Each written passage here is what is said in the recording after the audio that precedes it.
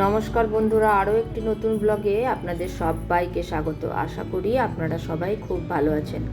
আজ মঙ্গলবার, এখন ভোর 6টা বাজে। আমরা বেরিয়ে পড়েছি।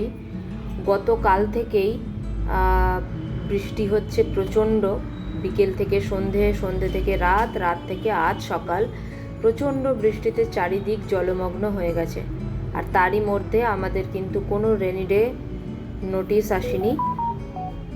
তো আমরা বেরিয়ে পড়লাম স্কুলের উদ্দেশ্যে। লিফটে উঠে পড়েছি। লিফট থেকে বেরিয়ে দেখি বাইরের সিচুয়েশন, চারিদিকে বেশ মেঘলা এবং অন্ধকার হয়ে রয়েছে।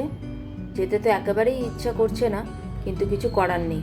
আজকে জ্যাসলিনকে জুতো মোজা পরাইনি, এমনি ক্রক্সটা পরেই যাচ্ছে। আর আমিও আজকে ইউনিফর্মের শাড়িটা পরিনি। দেখছো নিচে নেমে পড়েছি, কি অন্ধকার। এই যে মেন গেট, গেট থেকে বেরিয়ে দেখি জল কত অবধি আছে।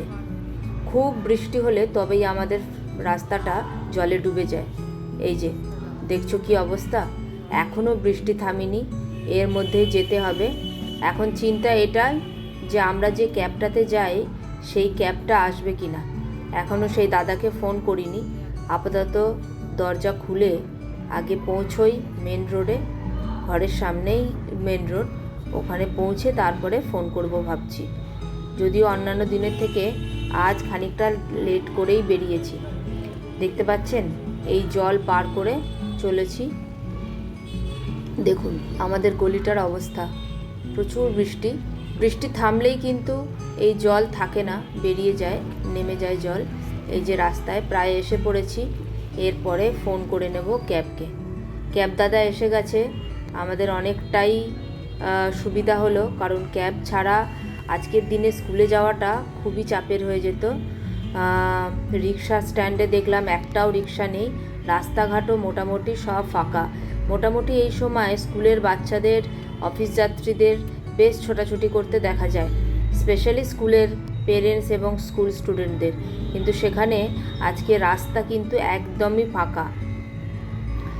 খুব হাতে গোনা একজন দুজনকে দেখতে পেলাম। এই যে উষা ব্রিজ থেকে আমরা এখন চলেছি, পৌঁছে গেছি বাসডনি। ক্যাব থেকে নেমে আমরা হাঁটছি স্কুলের দিকে। তো এই ছিল আজকে আমাদের প্রচণ্ড বৃষ্টিতে স্কুল যাওয়ার গল্প। কেমন লাগলো জানিও।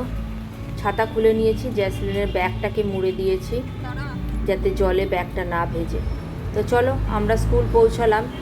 তোমরা সবাই সুস্থ থেকো, ভালো থেকো, আর জানিও ব্লগটা কেমন হয়েছে। আজ এ পর্যন্তই, আবার দেখা হবে অন্য কোনো ব্লগে। টাটা।